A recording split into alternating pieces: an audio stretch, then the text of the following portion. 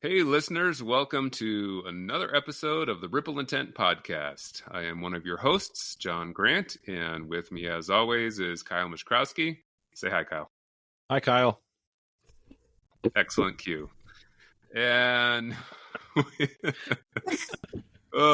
you're totally off. You had this nice introduction planned out. You were ready to go. You had your bullet points, and you know, as soon as I gave you that prompt, I was like, he's going to say hi, Kyle. And sure enough, you did. You landed it, which is why it threw me off. So, you know, whatever. That's fine. That's fine. You need to be sharper, man. Just quicker on the draw. Okay. Okay. No problem. I'm loving this already. We're going to get the more energy coming with our guest today. For those of you who are new to the Ripple Intent Podcast, go listen to our other episodes. But Ripple Intent is a nonprofit organization where we are inspiring people to be better leaders, better teammates, better people, and bringing more of their human selves into the workplace.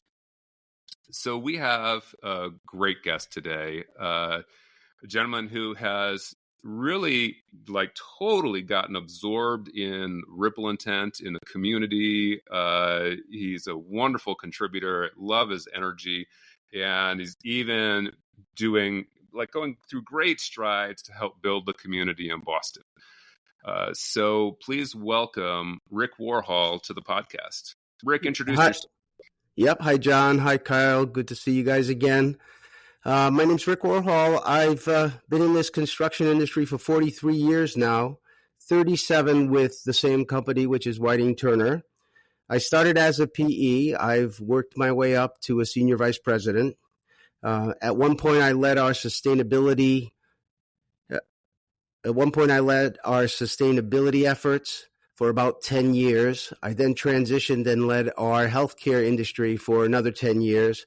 And now my focus is more on all of the industries and connecting people both outside of our company and inside of our company. And I spend a lot of time doing training specifically with people to try to bring out their best. So that's where Ripple Intent comes in my life. Awesome. Well, we love having you. I really appreciate having gotten to know you a little bit over the past year or so. And I love everything that you're bringing to what we do and how you show up. And I think one of the, honestly, I'd kind of like to explore a little bit. So I appreciate your work history, but, share a little bit more about who you are, how you show up in the world, because you have this big emphasis on people. And we'd love to kind of understand a little bit more about where that comes from and what this actually looks like for you. Well, yep. People are incredibly important in my life. I am married for 40 years. We just celebrated our 40th anniversary. Hi, Val, if you actually get to listen to this. I have 3 children, and they're all adult children. They range from 27 all the way up to 36. And they're all over the East Coast, from Brooklyn to Baltimore up to upstate Vermont, almost in Canada. And they're obviously very important in my life.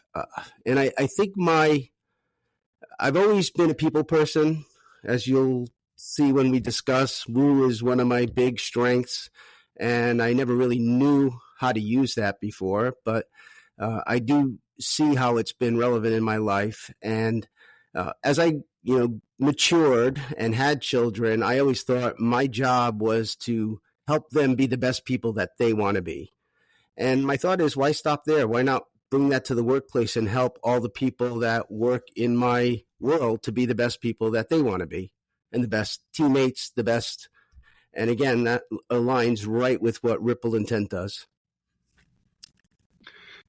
So keep going. What does that look like in the workplace? How do you keep that focus for, other people and helping them be their best selves? But what's that part of the journey been like? It's been pretty good and very well received. So I do it in-house within Whiting Turner. We have about 5,000 people across the country. And in the last 2 years, I've been allowed to go visit various offices. And Kyle knows this because Kyle's come with me on several of them, and get to meet the people, talk with them, talk a little bit about how to communicate, how they communicate with each other, maybe things they can do better, and how they can show up as their best and then be better teammates. And by the way, Kyle's never said, keep talking, Rick.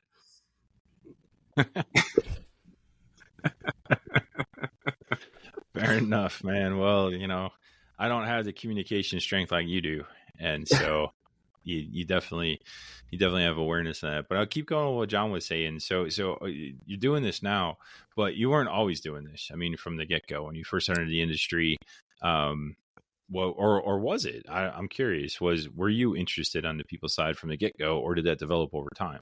Yeah, I do think that over time, I just instinctively knew how to talk with people. Harmony is another one of my strengths. I love to keep the peace. So when we're into big discussions on job sites, I would always try to be the mediator, try to come to a resolution that people could live with. So I think I did it instinctively, but it wasn't until like 3 years ago when I went to the first Ripple symposium that I realized, I guess this says I'm actually good at some of this stuff. And if I lean into it more, maybe I'll even be better at it.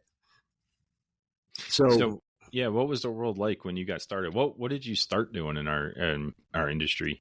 What was your first role?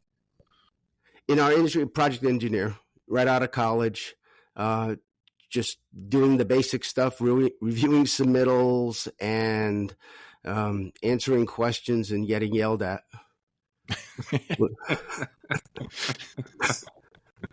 Getting yelled at. Yeah. Well, I've been here for a while. Yelled at. The good news is I think our industry has grown over the years. I think it's different from when I started. And I think, back then you were happy to have a job. You did what your boss says. You didn't question it. And if that made you miserable, too bad. And nowadays, the folks coming into our industry are more educated and they want more out of their careers. And I think it's on us to make sure they get that. So is it safe to say you're not just yelling at the PEs anymore? No, I don't yell at anybody anymore. I probably did when I was younger. I usually did, and then I had to go apologize after because I felt so bad about it. Probably wouldn't sleep at night. But, I had some good mentors. I had some tough mentors, one specifically who did yell a lot at the time, but he knew how to turn it off, which was amazing to me. Like, we could be having this intense discussion about why I put the painters in certain locations that he didn't really want me to do. And then we would go play baseball after softball and absolutely just have fun. And he could distinguish the two better than I could. It took me time to learn that, the difference between work and, personal connections. Well, it's interesting because what you just described there, that is for some people an innate skill to be able to have a passionate, focused, difficult conversation with somebody at work.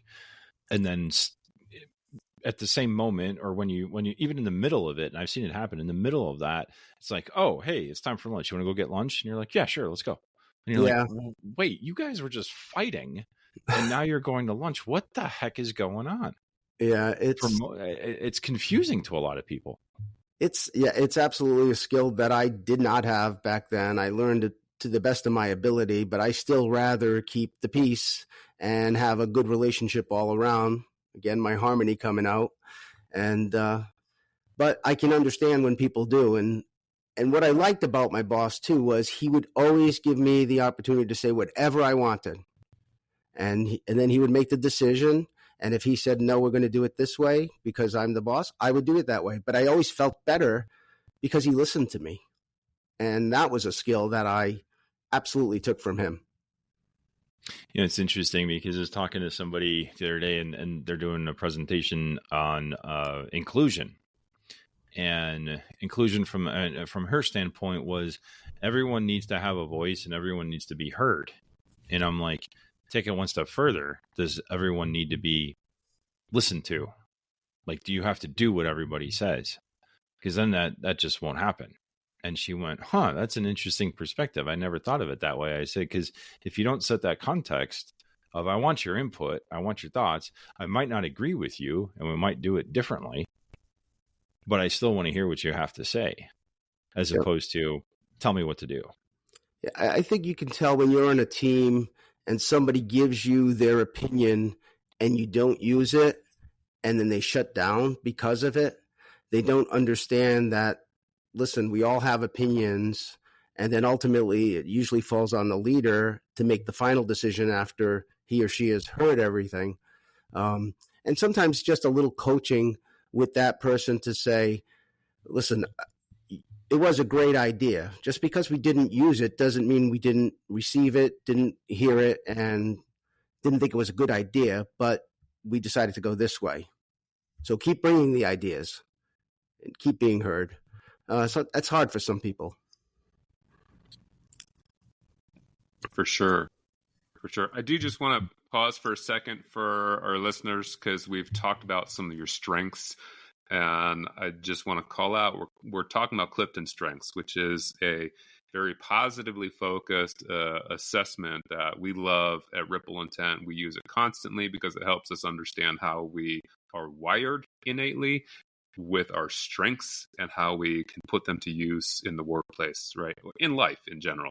But it's really helpful in understanding other people, right? So you talked about your woo, right? The energy that just naturally comes out of you. I mean, I got to say, people are automatically drawn to you, and your communication strength, which just helps you kind of motor through the day with that combination of those two. And you talked about your harmony as well. I heard that a lot of times, right? And just wanting to keep the peace and navigate through things. So I think harmony is an interesting one to have for someone in this industry because there's a lot of conflict. And, you know, going through my career, there was always conflict, and I had to learn how to be comfortable with it. And, you know, generally I had to learn to read people and where they're coming from and how to get them to meet in the middle. And sometimes you win, sometimes you lose. But, you know, that was the challenge for me, is to try to get through it.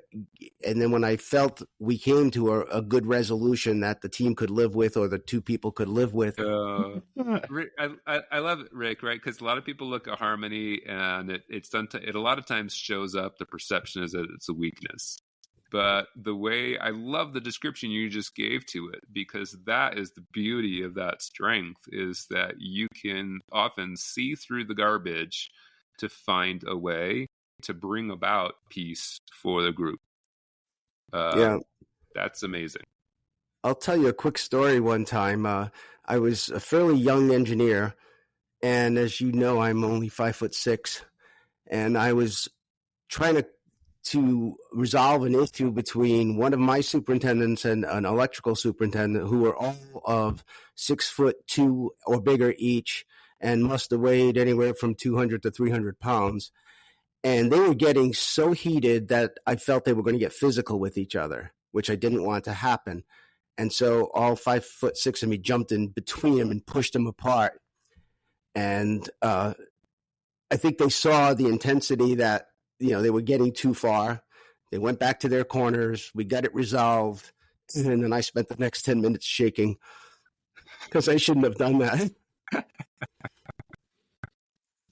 So that was a long time ago. I haven't, luckily, never had another conflict like that got that intense.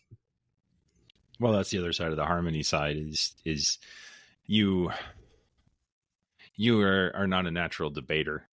And so you can get an argument with somebody and eventually you'll capitulate. And if it's not resolved, you will go out of your way to make it resolved because it will carry you with you. Absolutely. Absolutely. Yeah. And you know, I think it's one of the basements of harmony is you can be too flexible. Mm-hmm. And I see that in myself if it goes on too long and maybe I gave in too early or didn't get to the result I wanted because I was a little bit too flexible. So I'm aware of that, and I try not to do that. Well, I think that's one of the things that we've talked about before is that self-awareness. You have that reaction, or you have those thoughts, you have those feelings in the moment of this is getting heated. Let's just explore harmony for a second. So this is getting heated. This is becoming contentious, and my natural instinct is I want to make it go away. I don't like it. I'm uncomfortable, and so what can come out if you're not aware is, okay, fine, I'm going to capitulate. I'm going to agree. I'm going to let you have what you want. I'm going to compromise, whatever it is, so we can just stop fighting. And there might be some remorse that you did that too soon later on, and you might not have to revisit it, or it might be the wrong decision. But having that awareness that harmony strength is going to come out inside, it's going to manifest itself inside of you, and then being conscious about, okay, is the right time. I'm feeling this. I want to do this. Is now the right time to do those things? Or do I still stay uncomfortable waiting into this conflict before actually trying to stop it, end it, or agree? So that's where all this stuff with the strengths becomes so powerful, is once you recognize that this is when my natural stuff's going to be inside, not when am I choosing for those around me to experience.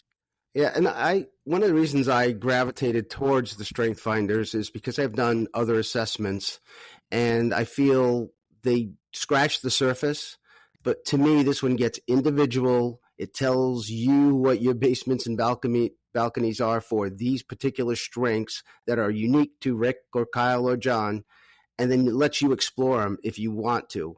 And sometimes, if you want to get something out of it, you do listen to the strengths and what they say, but sometimes people just ignore them. And I like one of the things that you say, Kyle, which is that some of these strengths that have basements do not give you license to be, I don't think I can say that on a podcast, but it doesn't give you a jerk. That's it. A jerk. It doesn't give you license to be a jerk. It makes you understand where you could potentially be better.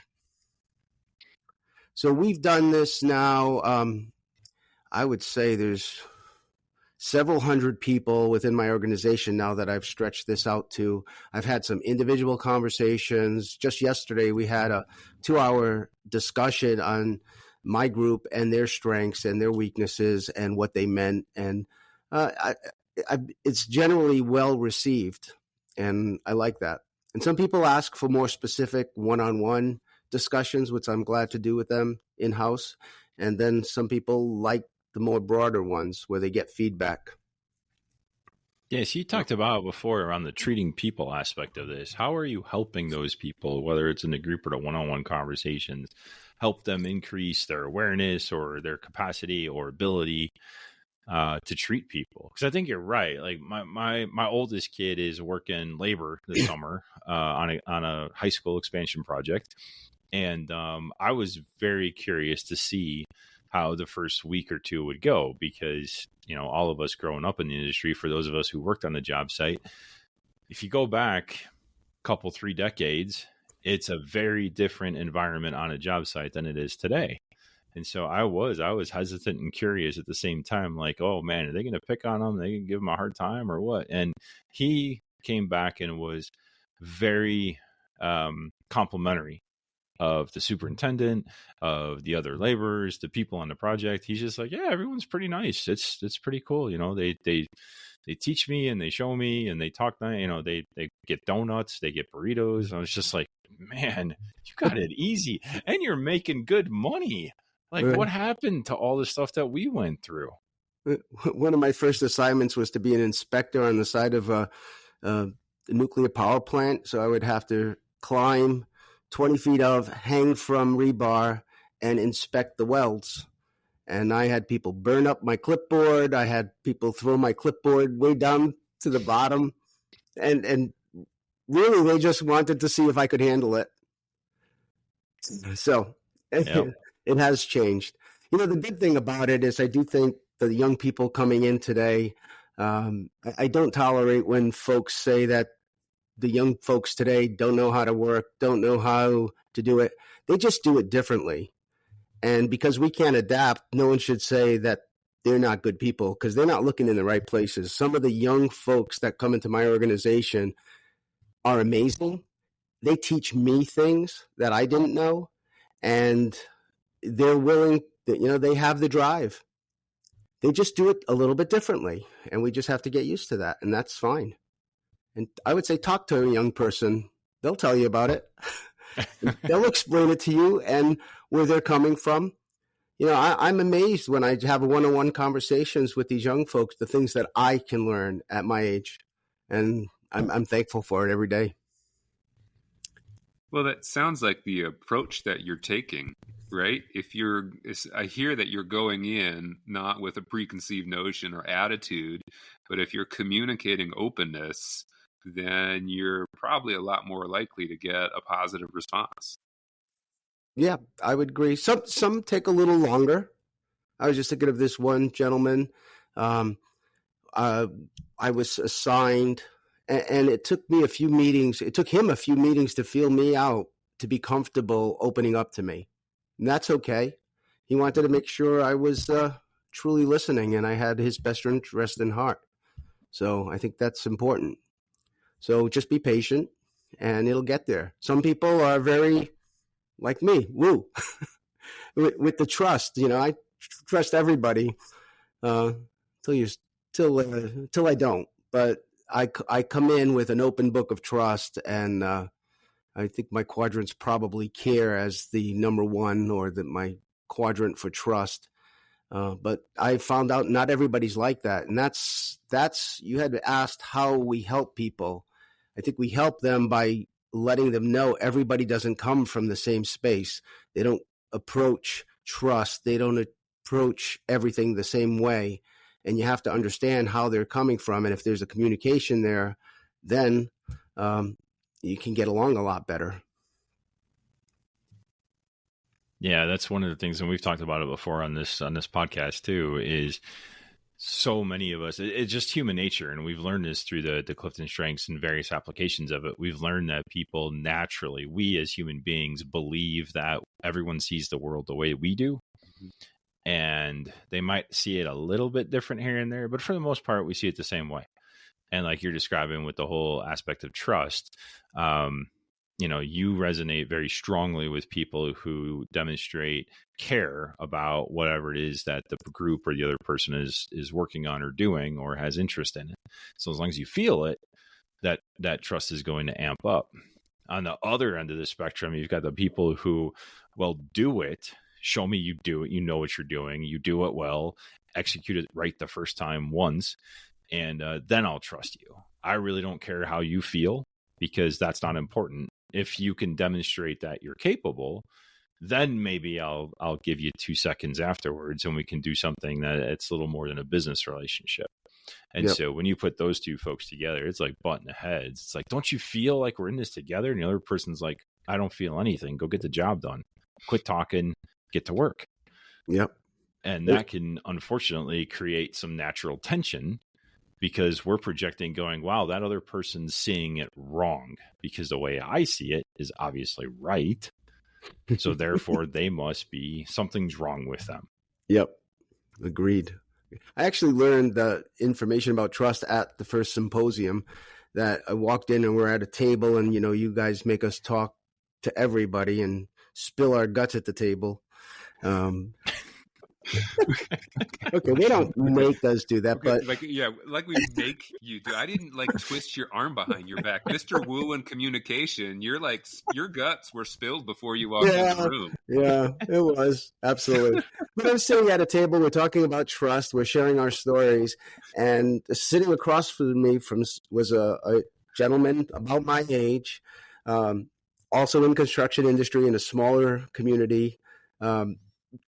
And he just looked at me and said, "What is wrong with you? Are we in the same business? You can't trust like that."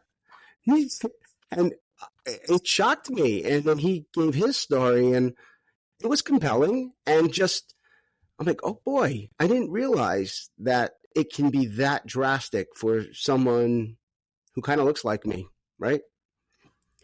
But so it doesn't matter. Yeah, because everybody listening to this knows what you look like. I'm the one with the hair. Nice. on top of the head. Let's be specific here. Oh boy. But no, it's true. I mean, so many people go through life, and even as kids, you know, we're most of the time we're naturally trusting. We're out there talking, socializing, making friends, that sort of thing. Except for those of us in that generation who were raised in stranger danger, where we were taught by McGruff not to talk to stranger people because if you don't know them, they're probably going to kidnap you. And apparently, kidnappings were a lot more serious when I was smaller than it is today. But it was kind of coached out of us in some way, shape, or form. But most of us lost that ability once we got into the working world. Once we got burnt enough times, we suddenly put walls around our trust. Even though if we wanted to trust people, we learned that life is safer if we withhold trust until people prove they're trustworthy. But then at some point in our lives, I think we kind of hit that point and go, you know what? Life's a lot more fun if you approach it the original way. Let's just assume good intent with everybody. People are trying to do a good job. And yeah, like you said earlier, until they burn you or until they prove otherwise, I'm going to naturally, or at least choose to naturally trust more people. Agreed. And so, yeah, at different points, again, it depends on your life experience, your work experience. Do you switch? I say switch. Do you choose to withhold your trust with intention in the world? And of course, we could go even farther. Is it the working world? Is it the public? Is it with your family, friends, neighbors, that sort of thing, you know, school boards and so forth? How far do you want to go? And you might have different context in different areas, you know, in the general public. If I go somewhere, travel somewhere and get on a subway, I'm probably going to lean more towards I need to be cautious. There might be people on this subway that I don't necessarily want to engage with or might be interested in taking something from me, as opposed to an airport where I'm just annoyed because people apparently have forgotten how to walk through the terminals in an orderly fashion. The simple rule, stay to the right. Exactly. It doesn't if you're going to exist. stop, pull over. Don't stop in the middle of the lane. Oh boy. As long as you walk at my pace, it's fine. You have to, if you get on the moving sidewalk, please walk. It's not a ride at Disneyland. Moving side ride. It's a sidewalk. Yeah, it sounds like people travel way too much in this group, and yeah. Well, I'm still not totally trusting the white panel van, so okay, that's probably the McGruff. That's fair. That's fair. Yeah. Well, I love the conversation that you had, Rick. I think that's that's the best part, is getting to understand that other people have different perspectives. And so then it's either how do you modify what you're projecting, right? How are you showing up in order, like if you want to build trust with that person, you probably going to have to, you know, modulate how you're showing up in order to make sure that you are both meeting each other's needs. And then also learning how to communicate, right? How you're wired and what's going on.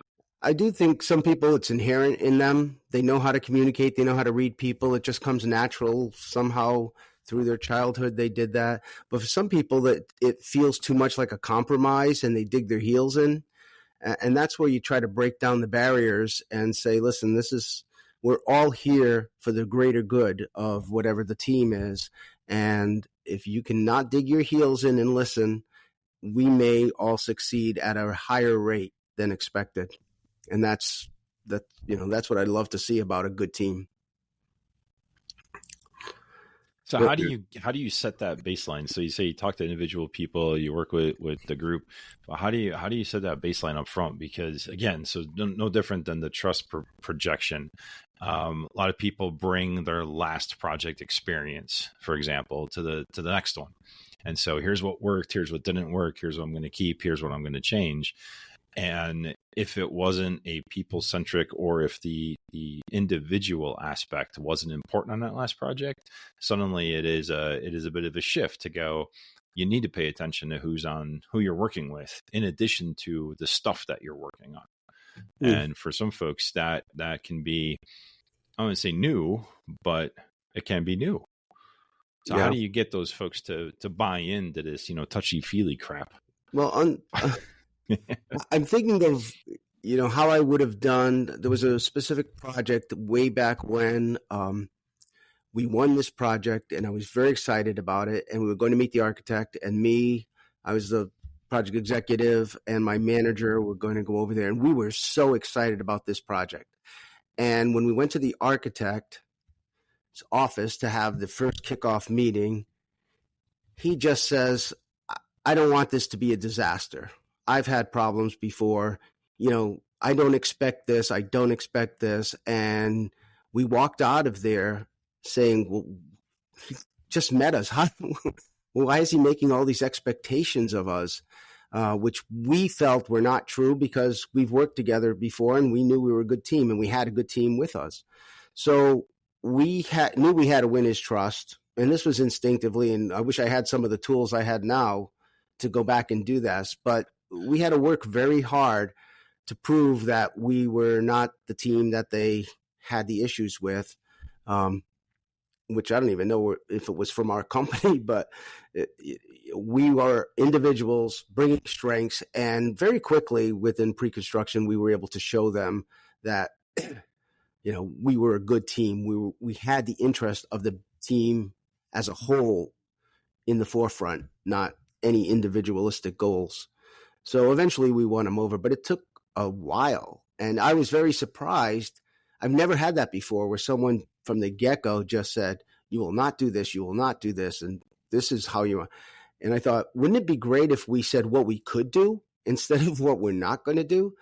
I'd like to see you be forthwith on this. I'd like to make sure you have good meeting minutes. I'd like to make sure you have honest discussion with me before we go to the owner.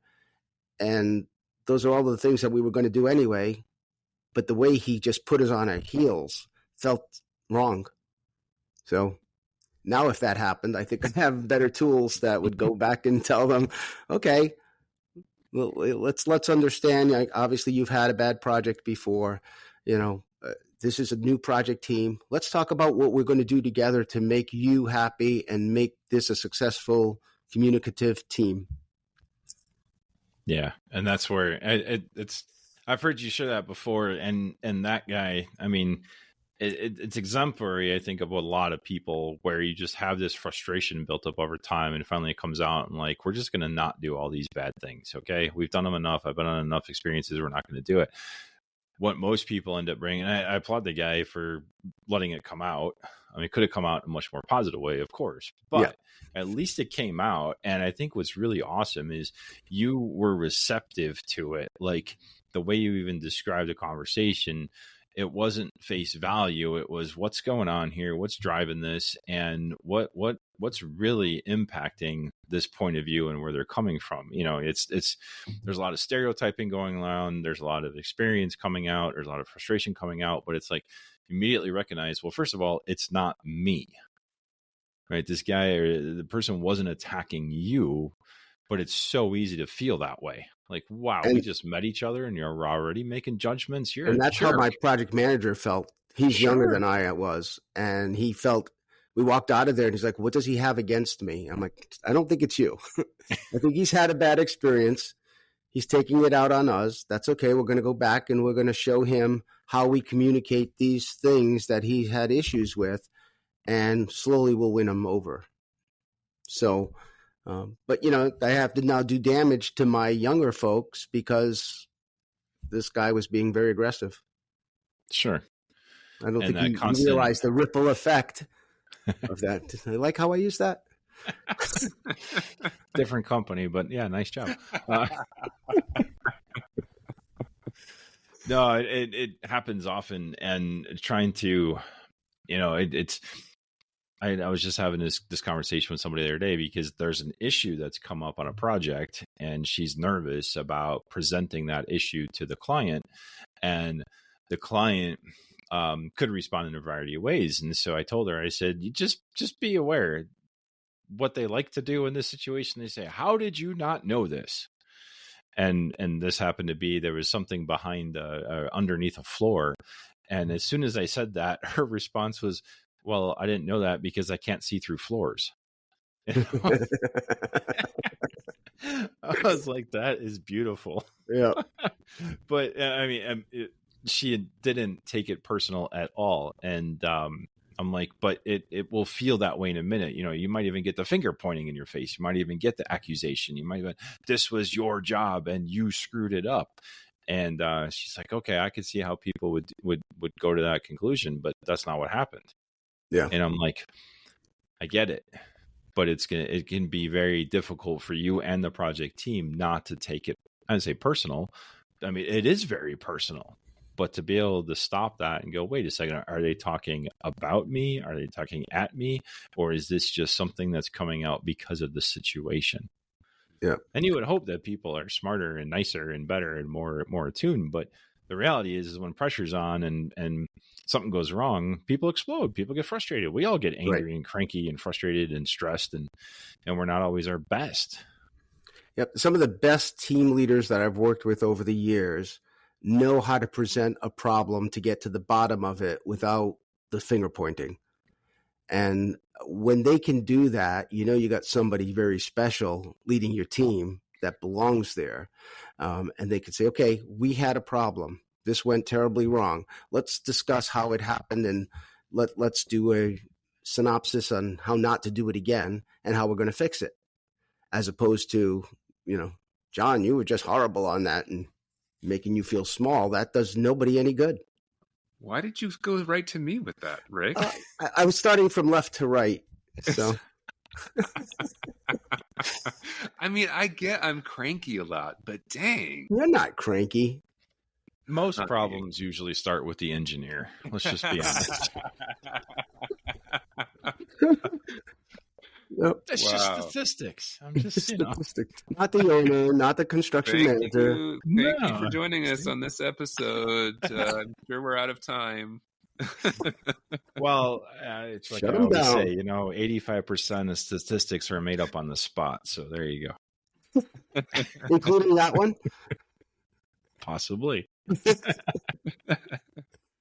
Oh, boy.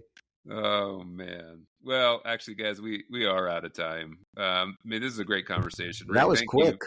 Thank you. Well, it wasn't that painful, was it? Yeah. No. So, no, it wasn't too bad. I was wondering, how are these two guys that I know going to grill me on Zoom, whatever we're doing here? And you're very nice, so thank you. Well, that's good to hear. That's good to hear. We tried to be nicer for you. Yep. We were all about the harmony today. All we want to do is highlight, some woo and let the harmony flow. So, yeah. Thank you for being with us, Rick. We appreciate everything that you're doing. We appreciate, just the way you're wired and how you show up. You really do brighten our day, and I love every conversation we get to have. Well, so thank you very much. I appreciate that. All right, listeners. Hopefully you've enjoyed the conversation as well. If you would like to learn more about Ripple Intent, find us at rippleintent.org. You can find me, Kyle, and Rick on LinkedIn. Connect with us there and come to one of our events. So you join the community and participate. That's how we grow. That's how we build and how we inspire others.